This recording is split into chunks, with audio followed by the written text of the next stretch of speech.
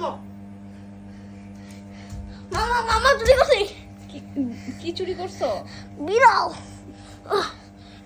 আজকে সকালে এই দেখো আজকে সকালে কেন তাই তো মনে হয় তোর কি আনছি দেখো হোয়াইট কালার দেখো কি তাই বেসো কে ইয়েস আমি তোমাদের দেখে ফেলেছি আমাকে দাও এই দেখো কত সুন্দর একটা বিড়াল।